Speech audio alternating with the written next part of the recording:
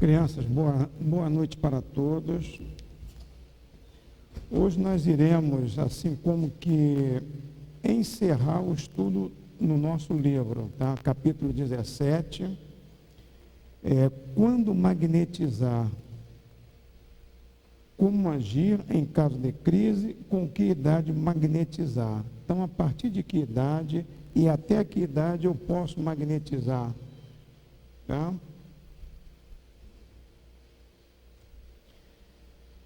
Então, vamos pegar o nosso livrinho aí, na página 156.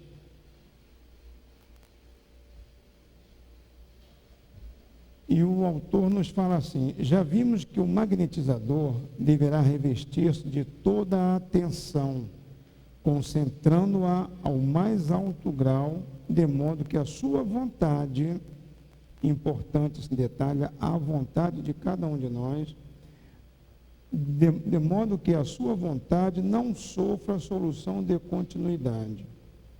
Por igual, deverá obedecer aos princípios gerais da magnetização, mantendo sempre firme o seu grande desejo de fazer o bem, escudado na sua fé. Então, vocês observam que durante todo o nosso curso, sempre repetimos essas mesmas orientações: a questão da vontade, a questão da fé, a questão da concentração, da atenção no que eu estou fazendo, né? E em aulas passadas nós até chamamos a atenção para que médium trabalha de olho aberto. Por quê?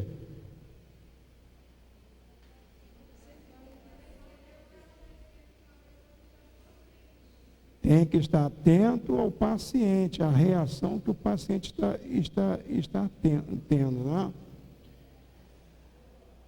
E também outra coisa muito importante, que ele fala aqui: deverá obedecer aos princípios gerais da magnetização. Isso é importante também, né? Continuando. Lembremos-nos de que nem sempre nos é dado realizar o nosso desejo. Poderá isso prover de nós mesmos, da nossa impureza, da nossa pouca fé, da nossa fraqueza, como também poderá provir do paciente, que não se encontra em situação de receber a assistência espiritual necessária para a boa recepção dos fluidos e, consequentemente, para a sua cura. Também vocês se lembram que nós tivemos um capítulo inteiro dedicado a quê? As condições do magnetizador. Depois um outro capítulo, condições do magnetizado, ou seja, daquele que está recebendo o passe. Então, é uma série de fatores que vão influenciar no efeito positivo do trabalho, né? Primeiro, se o médium realmente está apto ao trabalho, está se dedicando, está fazendo aquilo, obedecendo tudo aquilo que ele aprendeu, que ele estudou, que ele sabe, os princípios gerais de magnetização, a sua saúde física, mental e moral, né? Como é que eu me preparo, se eu estou concentrado naquilo que eu estou fazendo ou não, se eu tenho méritos, tá? E também o paciente, se ele está se preparando, se ele tem fé, se não tem, se ele está contribuindo positivamente para a sua recuperação, né? Tudo isso são fatores importantes. Tem alguns pacientes que vão tomar passe a vida inteira, até desencarnar, e não vão recuperar a saúde física. Por quê?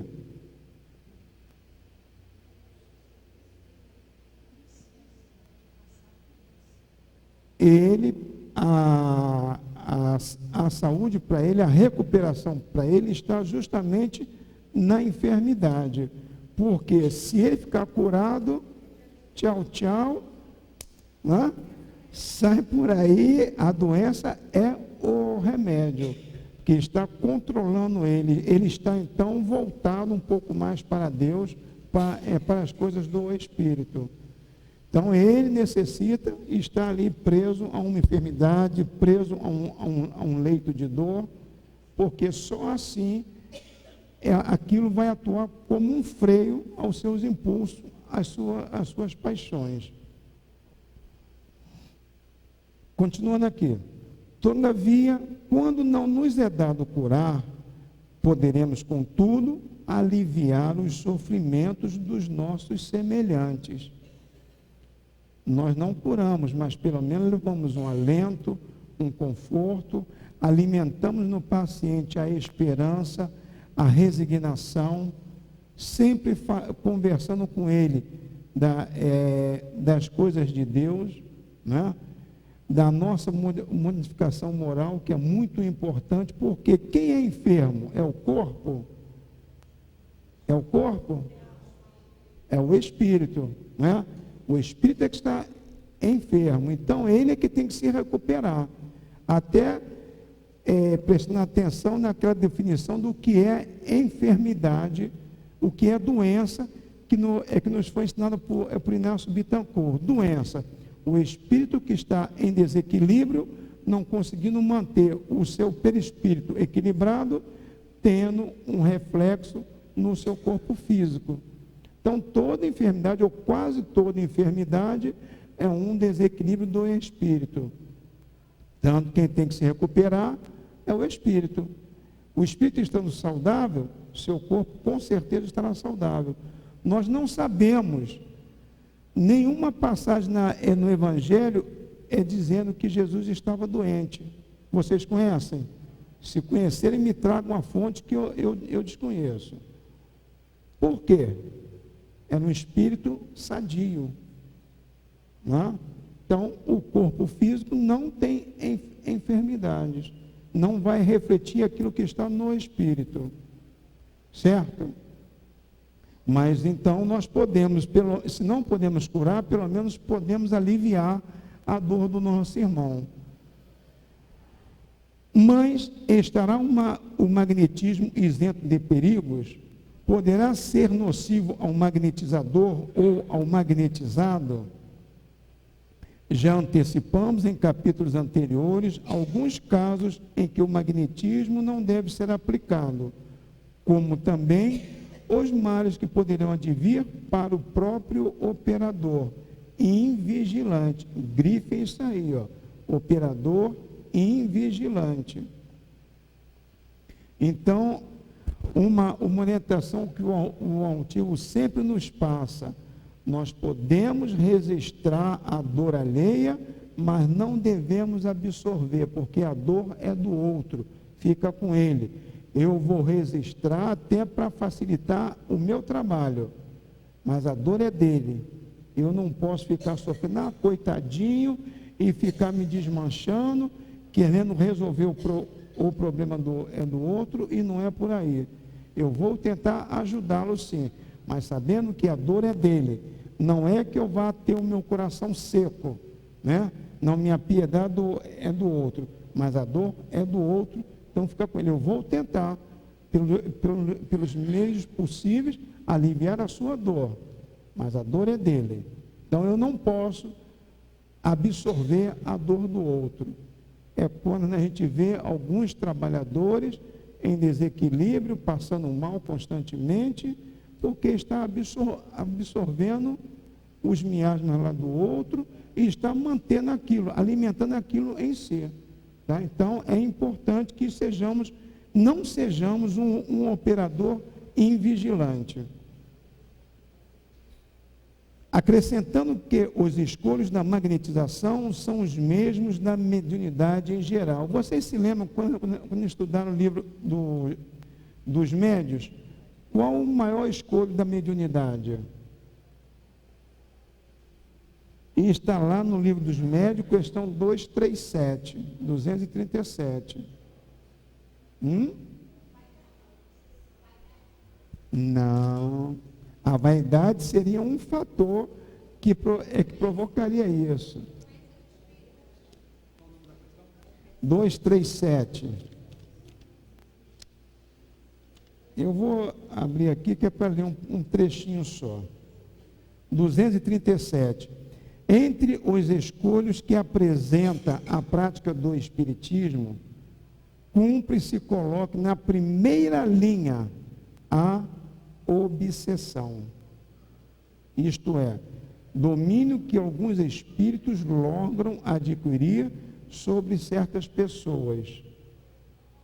Eu não vou ler o resto, vou deixar para vocês em casa irem lá, tá?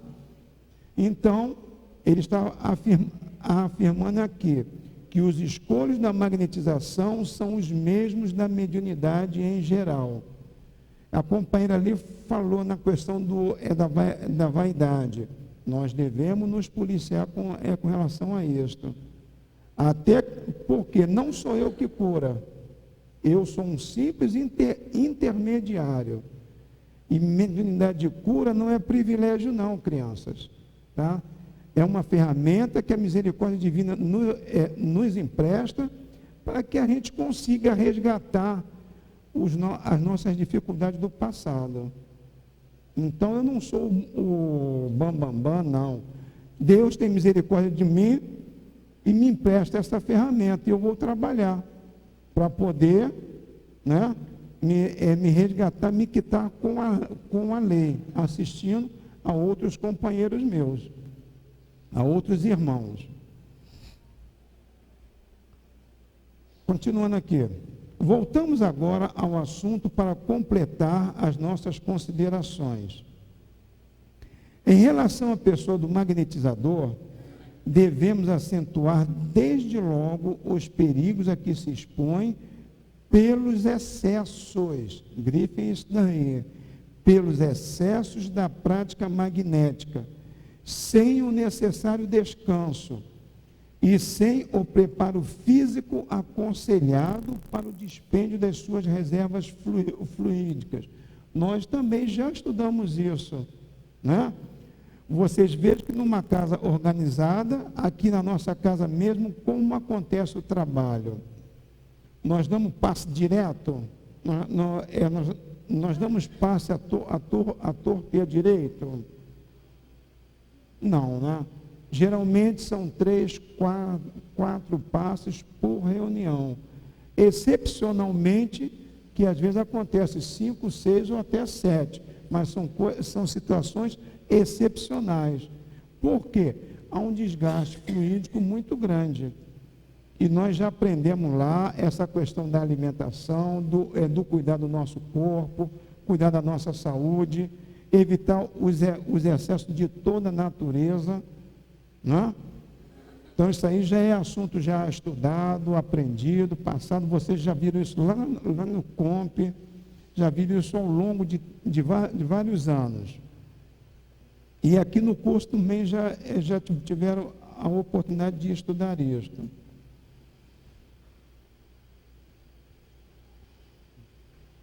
Daí resultam consequências graves que poderão levar aos centros nervosos um desequilíbrio completo, quando não afetem outras partes do organismo, como dores na articulação e nos plexos.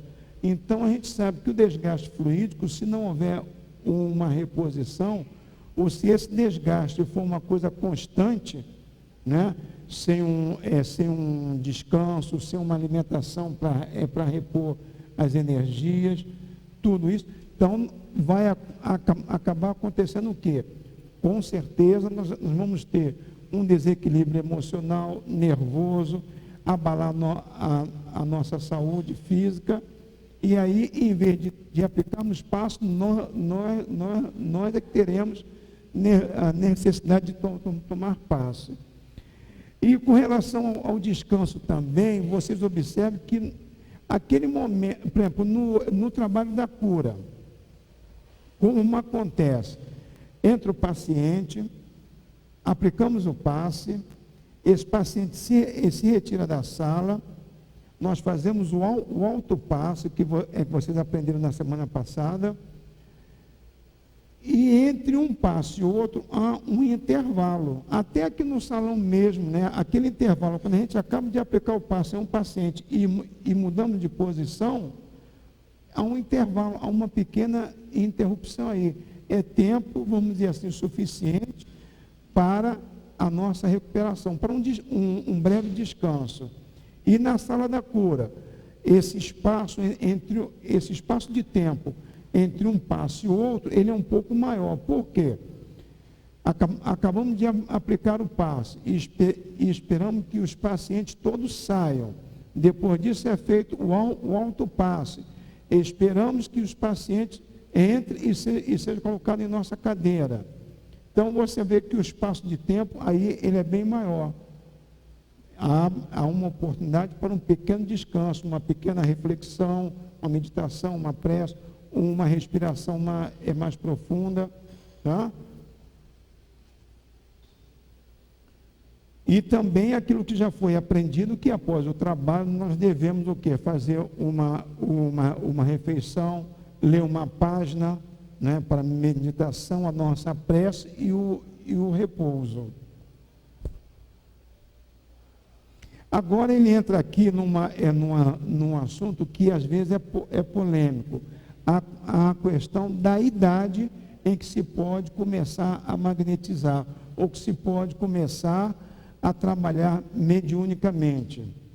Ele fala assim: os adolescentes não devem magnetizar, não porque lhes falte a força necessária, mas porque na idade de crescimento em que se encontram, o fluido que despendessem far-lhes-ia falta para o seu próprio desenvolvimento.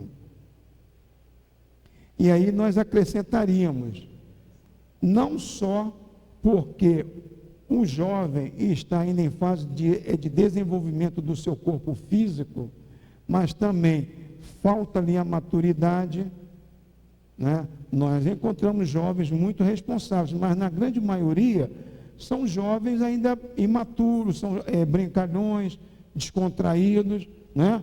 Então não tem assim um amadurecimento suficiente para levar a sério algo tão importante. E é porque estamos lidando com forças que desconhecemos, que não vemos, né? Só sentimos o seu efeito. E estamos lidando com forças espirituais, estamos lidando com a dor alheia, com enfermidades. Então, nós temos que ter uma certa maturidade para tal. Além do que o jovem ainda não tem realmente, ou a criança ainda não tem o seu sistema nervoso totalmente desenvolvido. E vocês sabem que essa ligação com o plano espiritual acontece através de quê? Quando o plano espiritual se aproxima de nós, aonde é feita essa ligação? Sistema nervoso, né? Todo o nosso sistema nervoso. Nós vimos num capítulo passado a questão do sistema muscular e nervoso, que não é aquele elemento que tem um corpo físico bonito, bem desenvolvido, não quer dizer que ele tem uma boa capacidade de expansão fluídica. É aquele que tem o seu sistema nervoso bem desenvolvido. Esse é o mais importante. E a criança e o jovem ainda não tem. Então, essa seria uma das razões, tá, de impedimento. Vamos lá agora no livro dos médiuns, questão 221, na sexta, sétima e oitava pergunta, onde Kardec pergunta assim: haverá inconveniente em desenvolver-se a mediunidade nas crianças? E os espíritos respondem a Kardec: certamente, e sustento mesmo que é muito perigoso, pois que esses organismos débeis e delicados sofreriam por essa forma grandes abalos, e as respectivas imaginações excessiva sobreexcitação. Aí dá aqui um conselho aos pais, né? Assim, os pais prudentes devem afastá-las dessas ideias, ou quando nada, não lhes falar do assunto, senão do ponto de vista das consequências morais. Porque nós vemos muitos jovens aí brincando com aquela brincadeira do copo. Vocês conhecem, já ouviram falar, não?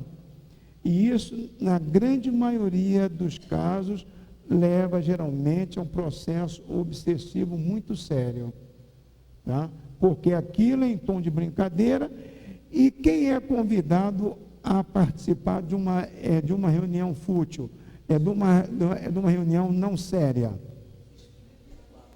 Espíritos brincalhões, né? Ou em desequilíbrio.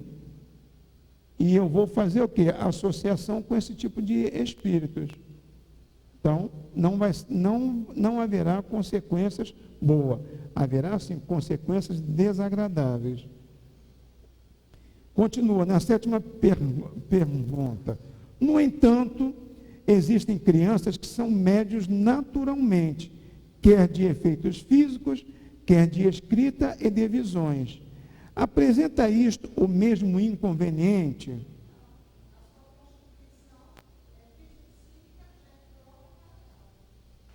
Mas já está desenvolvido o sistema nervoso? E a maturidade?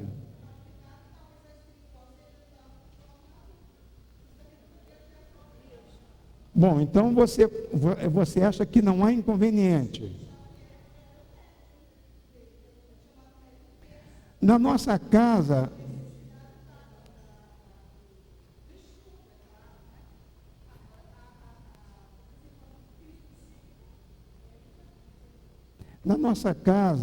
quem trabalha no Celdinho às quarta-feira, vê muitas crianças tomando passo de cura direto. Por quê? Motivo, razão, mediunidade. Para segurar, porque a criança ainda não tem condições de assumir essa responsabilidade. Nem física, maturidade moral, responsabilidade, tudo isso. Agora, vamos ver o que os espíritos responderam a essa questão. Não. Apresenta isto o mesmo inconveniente? Não.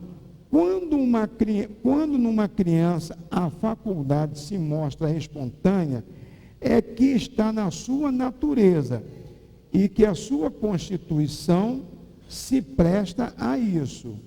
O mesmo não acontece quando é provocada e sobreexcitada.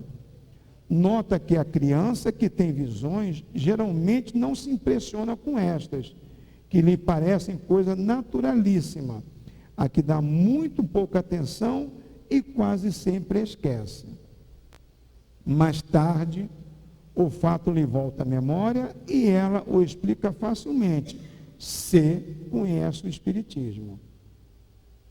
Em que idade pode a criança ocupar-se da mediunidade? Tem uma idade? Tem um limite mínimo?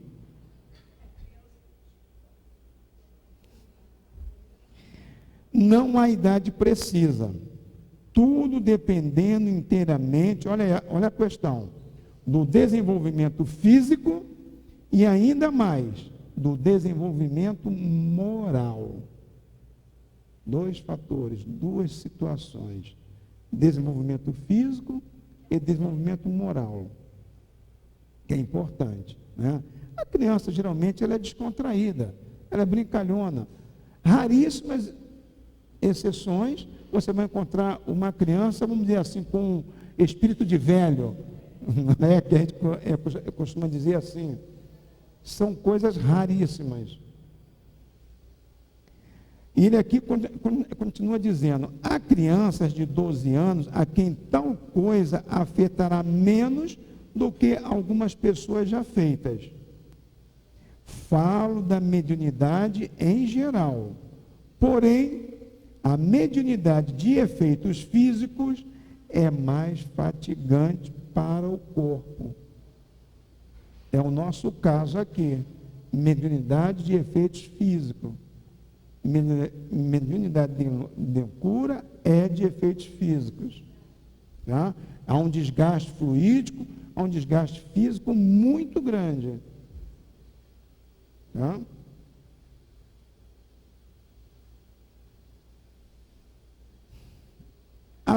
Bom, que não nos interessa. Assim, não, vamos lá. A da escrita tem outro inconveniente, derivado da inexperiência da criança, dado o caso de ela querer entregar-se a sós ao exercício da sua faculdade e fazer disso um brinquedo. Nós já falamos a esse respeito.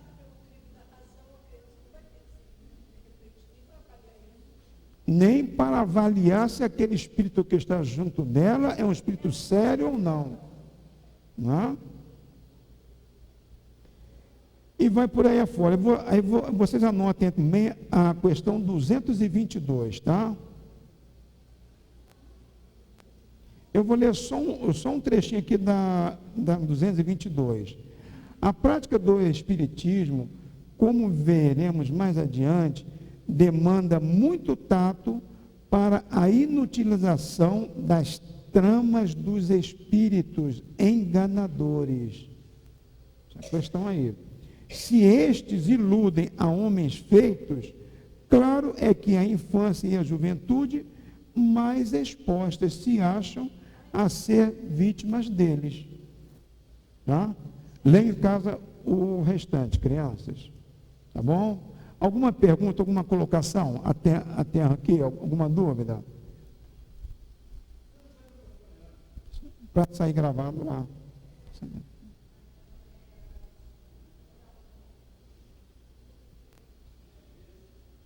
Liga. Às vezes as pessoas confundem, tá, os espíritos missionários com essas crianças que tem aí. Eu não entendi. Às vezes as pessoas confundem, tá, espíritos missionários com as crianças em questão que está aí. Uma coisa não tem nada a ver com a outra. Então a gente cita como exemplo.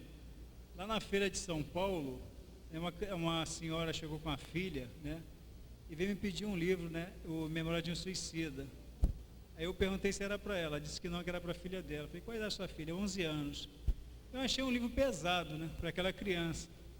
Então eu falei, só não queria dar um livro para ela começar a ler, um romance, coisa e tal. Ela falou, não, meu filho, esse livro aí foi o mentor dela que mandou a ler agora, porque tudo que o senhor tem no seu estande ela já leu. Você tinha que ver o olhar da menina, que coisa. Até hoje eu não esqueço o olhar dela. Então você vê a bagagem que esse espírito adquiriu de toda essa leitura para ler Memória de um Suicida. Foi o último livro.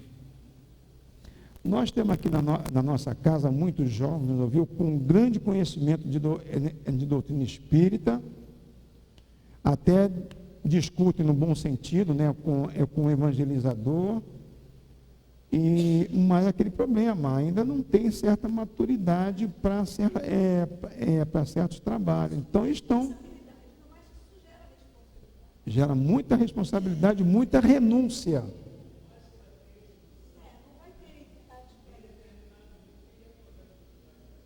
Exige renúncia. Trabalhar mediunicamente exige renúncia. Responsabilidade. Entendeu?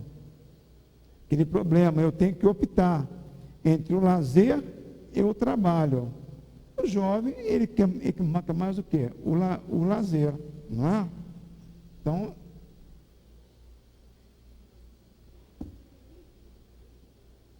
continuando, crianças. Agora ele fala no limite máximo. Seria impossível fixar com segurança o limite máximo de idade em que se deve magnetizar, porque isso depende de cada caso e, portanto, é variável conforme o estado ígido de cada indivíduo. Entretanto, alguns autores aconselham que não se deve magnetizar depois dos 60 anos. O que vocês acham? Pode ou não pode? Deve ou não deve?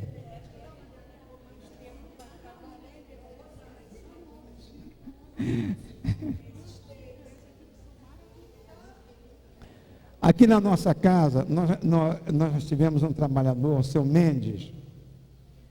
Ele morava lá no Riachuelo. Para ele chegar aqui, ele pegava duas conduções na ocasião. Desencarnou com quase 80 anos de idade. Desencarnou trabalhando. Tinha saúde física, então nada impedia dele trabalhar. entendeu? Dele magnetizar, dele aplicar o passe. Agora, cada um de nós tem que ter o bom senso, fazer uma autoavaliação, né? E ver as atividades em que eu posso atuar, a minha limitação física não vai me trazer algum problema, né? Isso aí é muito individual, vai da saúde física de cada um, tá? Esse limite aí, quem vai colocar é o meu corpo físico até. Então, não existe um limite.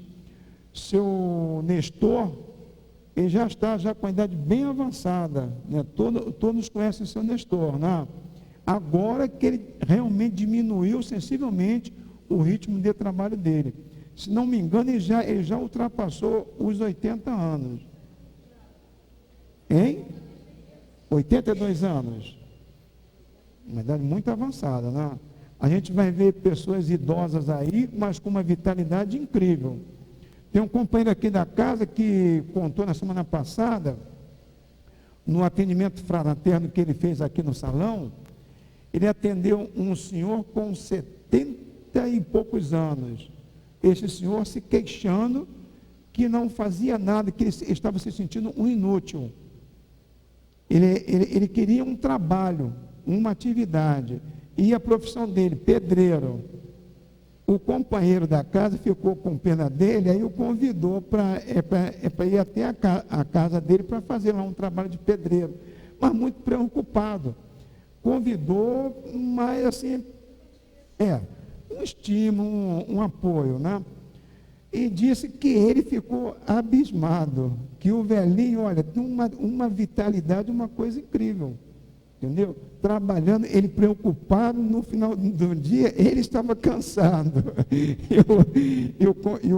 e o senhor não. Então, quer dizer, isso é muito individual, gente, tá?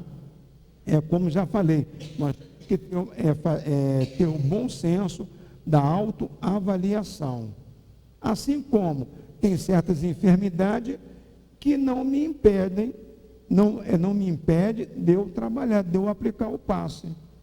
Né? Já tem outras que me impõem um limite. Se eu estou com uma gastrite, isso não me impede de eu aplicar o passe. Agora, se eu estou com uma pneumonia, uma gripe muito forte, estou precisando de energia, né? Então eu não vou trabalhar, eu não vou aplicar o passe. Isso é uma questão de bom senso. E cada um de nós tem que ter maturidade suficiente para fazer esta avaliação, ok? Continuando então aqui, crianças.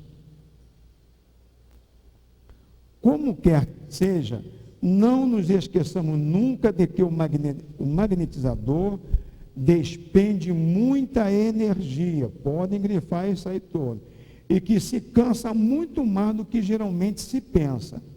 É necessário possuir uma constituição e uma saúde excepcionais, para que se possa magnetizar uma dezena ou mais de pacientes em um só dia. Graças a Deus não é o nosso caso aqui, não?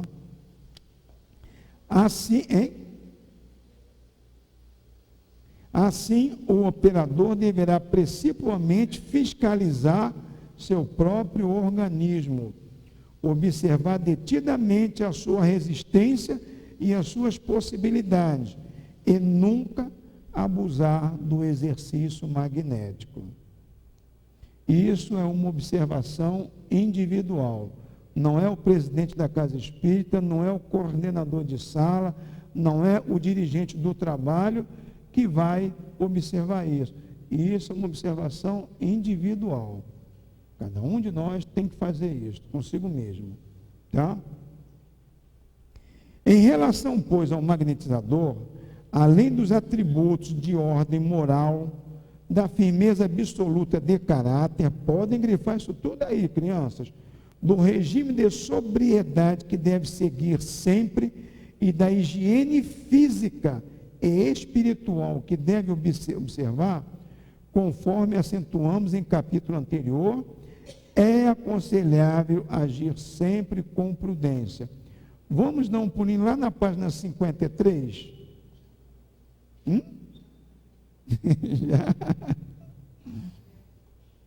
Kardec, acharam? Página 53.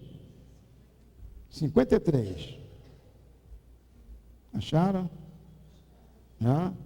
Kardec muito bem assinalou as qualidades que deve possuir o magnetizador. A faculdade de curar pela imposição das mãos deriva, evidentemente, de uma força excepcional de expansão. Olha lá no conceito de magnetismo. Capacidade de absorção, expansão, né, do fluido. Mas diversas causas concorrem para aumentá-la, entre as quais são de colocar-se na primeira linha a pureza dos sentimentos, o desinteresse até eu não tenho que esperar nem um muito obrigado. Apliquei o passo e acabou. Se vierem me agradecer, agradeça a Jesus, meu irmão. Ele é que você tem que agradecer. E acabou.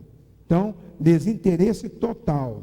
É muito comum quem trabalha na visita fraterna, às vezes o assistido, né, ou a família quer nos agradar, oferecer cafezinho, bolo, não sei o quê, um suco, etc.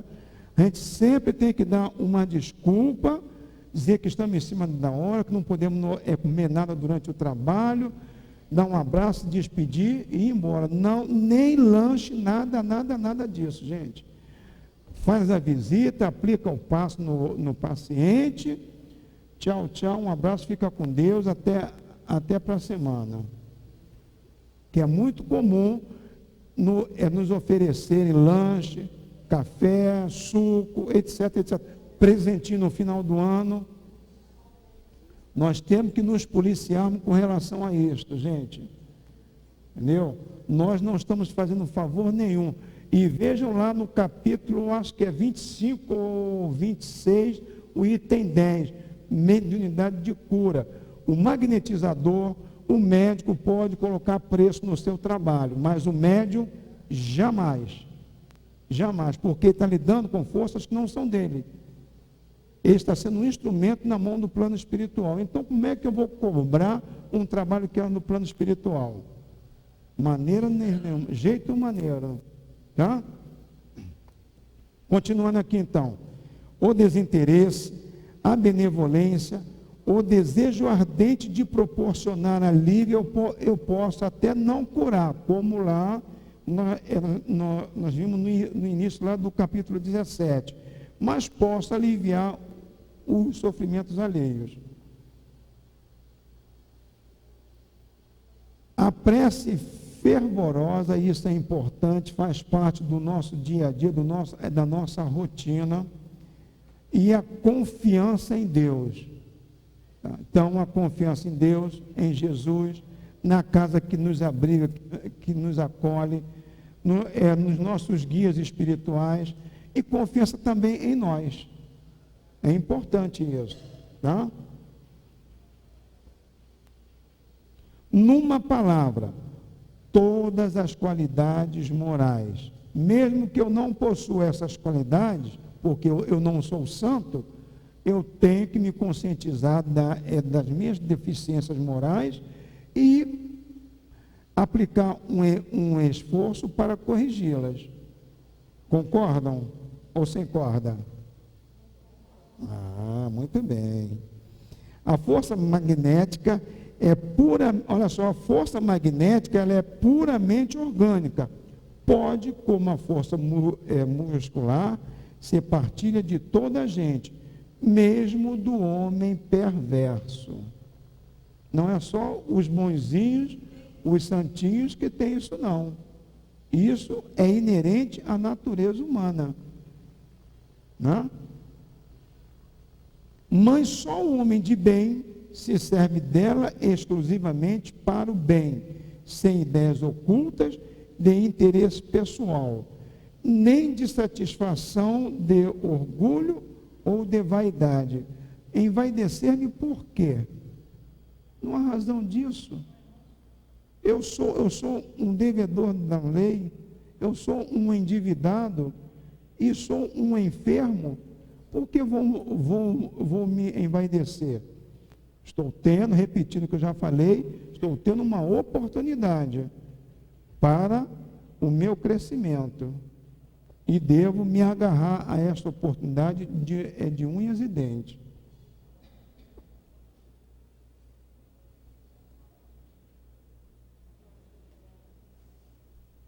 Vamos voltar então lá para a página 158, crianças.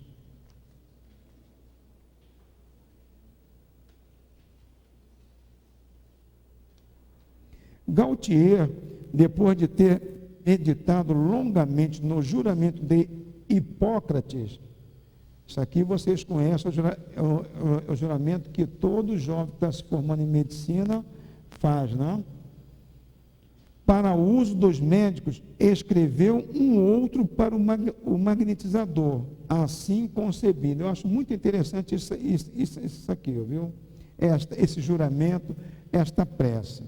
E ele fala assim: pela minha honra e minha consciência, diante de Deus e dos homens, prometo ensinar a todos indistintamente os princípios da arte de curar os doentes pelo magnetismo, e instruí-los na prática, depois que tiverem, por sua vez, prestado este juramento. Juro que cogitarei exclusivamente da saúde dos doentes, postos sob a influência das minhas mãos, que estimularei neles a ação da natureza, secundando-a e sem jamais contrariá-la. Olha aí os princípios gerais de magnetização. Evitando todos os atos imprudentes e nocivos. Nunca exporei os sonâmbulos à curiosidade pública. Não farei com eles nenhuma experiência contrária à sua cura. Tudo o que me for dito em estado de sonambulismo, isso porque os magnetizadores trabalhavam sempre com um médium sonâmbulo. Tá? Se vocês recorrerem lá no livro dos médios, acho que a questão 175, não estou enganado, 174, 175, 176, tem lá um jovem que ele era sonâmbulo e ele via as enfermidades, né? Ele podia descrevê-las, ele tinha aquela visão que penetrava no corpo físico das pessoas e via todo o organismo. Isso é uma capacidade que isso aí é a capacidade da visão psíquica, não é? E então ele via as enfermidades e as relatava. E o magnetizador geralmente trabalhava com um médium ao seu lado. E era o padre, o advogado e o médico. Tudo aquilo que a gente revela a eles, a ética profissional manda que eles guardem esse segredo. E o médium é a mesma coisa. Aquele paciente que sentou-se à minha cadeira e abriu a sua vida para mim, tá? Eu não tenho direito jamais de passar isso adiante. Só se eu quiser conversar com alguém, pedir uma orientação. Você está passando isso assim, assim, assim, assim, com uma determinada pessoa. Como eu devo agir?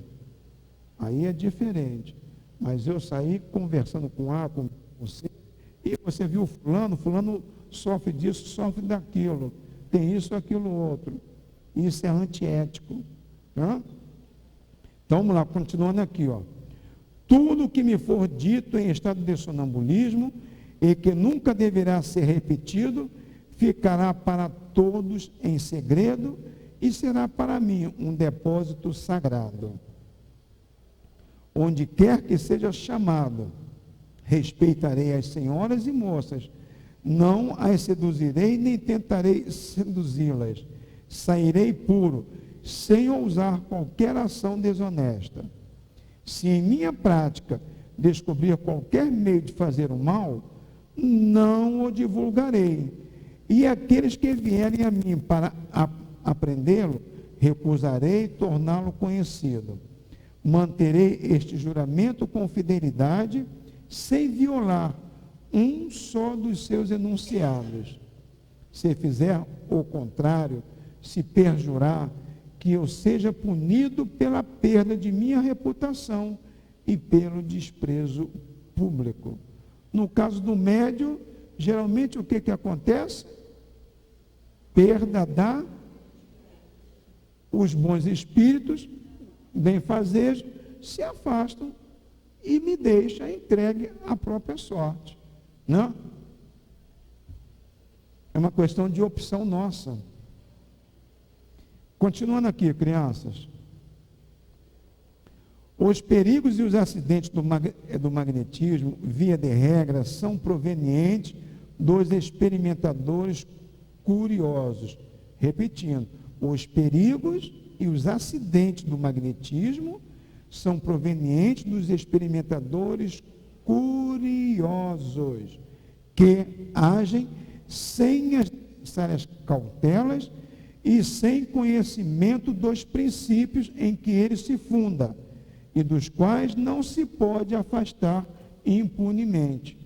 Por isso estamos estudando. Vamos lidar com forças que eu não vejo, eu não conheço. Só sinto os seus efeitos. Então eu não posso brincar, isso é uma coisa séria. E as consequências desagradáveis é pelo desconhecimento, pela falta de responsabilidade. Aqui agora é mais leitura que vamos encerrar aqui nesta página, tá? Na literatura sobre magnetismo, encontramos a cada passo exemplos de acidentes devidos à imprudência e à ignorância dos experimentadores. Um deles é relatado por La Fontaine e merece citado. Na cidade de Mainz, França, após uma refeição, ou seja, numa ocasião de todo inoportuna, por não se deve perturbar a digestão com a prática magnética, coisa que nós já aprendemos, né? A gente está com fome, vai bater aquela feijoada, aquele angu, né? Aí depois vai para a sala da cura aplicar o passe. Não se deve fazer isso, né? Isso aí nós já estudamos lá atrás. Vocês já viram isso também no COMP, né? Então você vê como é que acontecia o trabalho. Numa reunião, aqui, após uma refeição, ou seja, aí ele ressalta aqui, numa ocasião de todo inoportuna, por não se deve perturbar a digestão com a prática magnética. Diversas pessoas resolveram ensaiar o magnetismo. Apresentou-se como paciente um dos convivas, indivíduo forte e muito sanguíneo, e como operador um outro, que havia assistido às lições do próprio La Fontaine. Iniciada a magnetização, não tardaram os primeiros efeitos. O magnetizador redobrou a sua ação e o acidente então surgiu. O paciente, angustiado, com distúrbios na respiração, tornou-se vermelho, depois azul, e rolou da cadeira para o assoalho, pesadamente. O operador perturbou-se, e os presentes, cada qual mais assustado, fugiram. Né? Quer o quê? Felizmente, La Fontaine, avisado imediatamente da ocorrência, compareceu de pronto. Ataquei, diz ele, fortemente as carótidas, fiz refluir o sangue que se acumulava na cabeça, conseguindo despertar o magnetizado, que se encontrava em síncope. Combati a seguir as desordens causadas pelo distúrbio da digestão, por meio de passes sobre o peito e o estômago, e insuflações quentes, vocês aprenderam isso, acalmei as contrações. Em meia hora, o mal estava reparado. Fiz o paciente beber um copo d'água magnetizada, que já estudamos também, para restabelecer a calma e destruir todas as desordens provocadas. Precisamente para evitar esses acidentes, Deleuze advertiu que toda experimentação deverá ter, grife isso aí, um fim útil e não a satisfação de uma curiosidade. Aqui, crianças, nós encerramos o estudo do livro, tá? Vocês têm alguma pergunta a fazer, alguma dúvida, alguma colocação? Fale agora.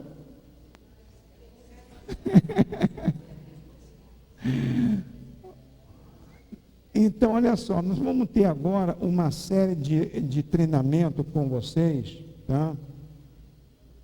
Como aqui, seguindo o nosso programa, nós vamos ter revisão de passes, apoio longitudinais, imposições e rotatórios. Revisão de passes, de apoio ainda. São 2 aulas, o mesmo assunto, tá? Passes longitudinais, imposições e passes rotatórios. Depois, duas aulas de passes dispersivos. Mais 2, nós vamos falar sobre o trabalho da cura, a organização, como acontece, tá? Apesar de que já se falou a esse respeito, o Alexandre, inclusive, ele bate muito nessa tecla aqui durante o curso. E depois, conduta ética do médium, que é bem capaz de ser, eu não vou me antecipar, não. Então, olha só, por hoje estamos encerrando, ninguém tem pergunta a fazer? Ficou claro essa questão da idade, o limite máximo e mínimo, né? A criança até poderá magnetizar, mas só que lhe falta maturidade e um perfeito desenvolvimento do seu sistema nervoso, que poderá lhe causar transtornos, até porque, como vimos, o trabalho da cura, a magnetização, exige um desgaste fluídico muito grande, né? E acontece até uma sobreexcitação do sistema nervoso, tá? E a pessoa de mais idade, também o limite vai ser o quê? O seu estado físico.